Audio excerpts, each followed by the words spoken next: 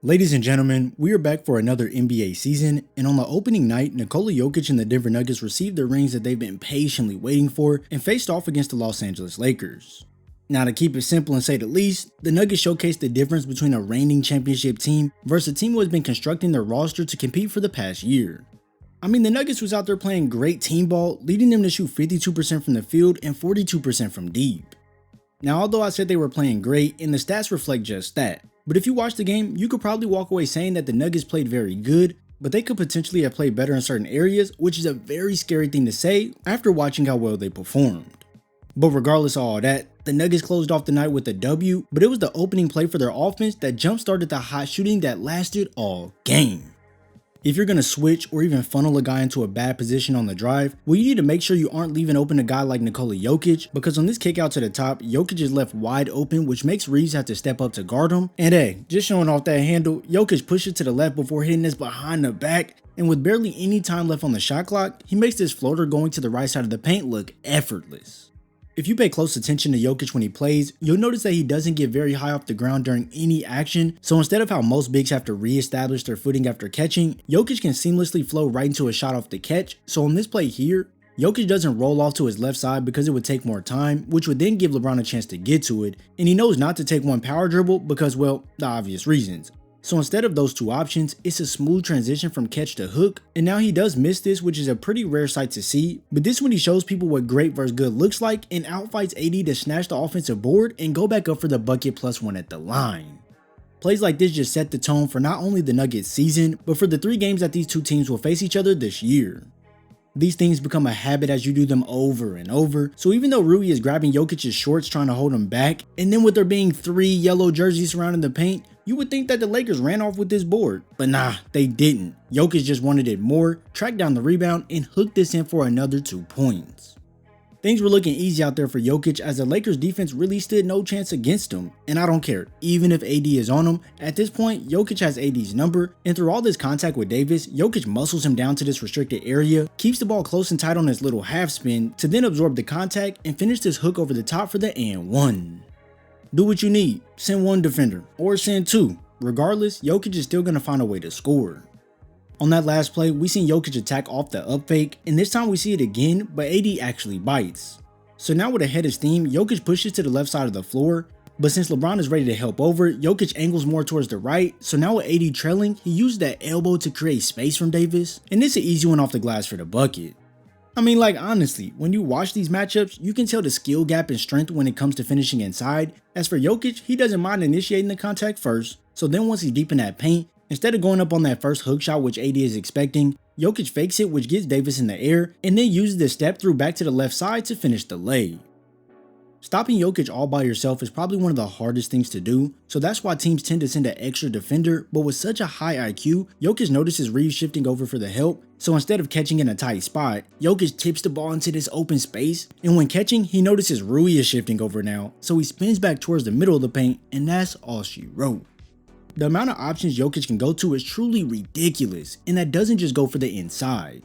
When receiving this pin down screen to come up, AD fake fights over the screen, allowing for Jokic to knock down the butterball, and then not much later, you can see the same sort of action with Jokic coming off the Murray screen, but instead of hoisting up this 3, he feeds the up fake, making Davis lunge out to him, so now he has him beat on his way to the basket. Reeves rotates over for the help on the drive, but in the process, he leaves Christian Braun wide open, which is something you really can't do with Jokic on the floor, so it's just an easy pass to him on the cut for the tough bucket over Christian Wood. I mean, let's be for real, Jokic can affect the game in so many ways that you probably don't even notice. As he comes up the floor here handling the ball with that big man cheese, he's able to just push his way close to the basket right through D'Lo, but here's where things get interesting. Davis slides over to help because, well, D'Lo is simply getting bodied. And with Jokic being the best passer ever, he can thread it anywhere, so this makes LeBron have to split the ground between a good shooter Jamal Murray on the 3-point line or Aaron Gordon camping out into the paint. So since Gordon has the step on LeBron being in front of him, it's an easy dish inside and a finish over King James. Plays like this kind of show you how the team was working together, and by that I mean team ball. It wasn't just Jokic out there scoring making a difference, as the whole team was stepping up grabbing buckets or filling in where they were needed. Having another forward in Aaron Gordon who can pretty much glue this offense together is extremely valuable. His defense was truly solid all night, and as we all know, turning defense into offense is highly praised, so when Rui passes and cuts away, you may think that Gordon is beat at this moment, but psych, he's able to turn and recover swiftly for the steal, push the rock up the court himself, and then find KCP in this corner for what? The money ball. AG was really filling up that stat sheet, and let me ask you all something. Do you guys know that song that goes, making my way downtown, walking fast? You know what I'm saying, y'all get it. Well, for Aaron Gordon, he was forcing his way in the paint with no care, getting them buckets anywhere. I'm telling you, you could take the play we just watched, or you can take this play where Gordon muscles past the smaller Vincent, avoids AD and Rui to lay this off the glass. And now that he's in rhythm, well, he can step out behind that line, rise up with much confidence, and bury it home.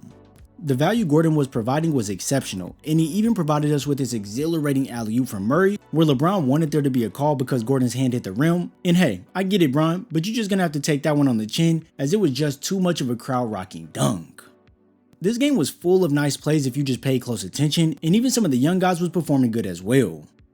To close the quarter off, the Nuggets played solid defense, just rotating like a well-oiled machine, and the rookie Watson caps it off to use his lens sending Russell's shot. So then after LeBron misses, the Nuggets push the ball up the floor into this smooth ball movement, resulting in a three-pointer for Reggie Jackson to close out the period.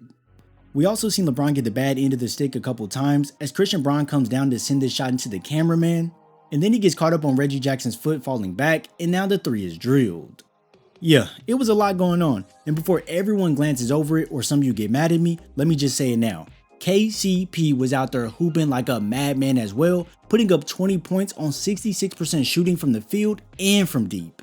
Truly locked in is what you call this, and it was a beautiful sight to see. Now there was someone on the Lakers who stood out, and that is the one and only LeBron James. At 38 years old, almost 39, James was pushing the pace every time he could, and in transition, no one could get in front of him and stop him. To see someone doing this at his age is remarkable, and it just makes you wonder what the other guys on the court are doing. If the best player on your team is a soon-to-be 39-year-old and the next best player doesn't score in the second half, it can make you raise your eyebrows a little. The reigning champs in Denver looked great, and the Lakers got baked. If you enjoyed this video, be sure to drop a like before heading over to watch this Nikola Jokic passing skill set analysis. I thank you all for your support, and I'll see you in the next video.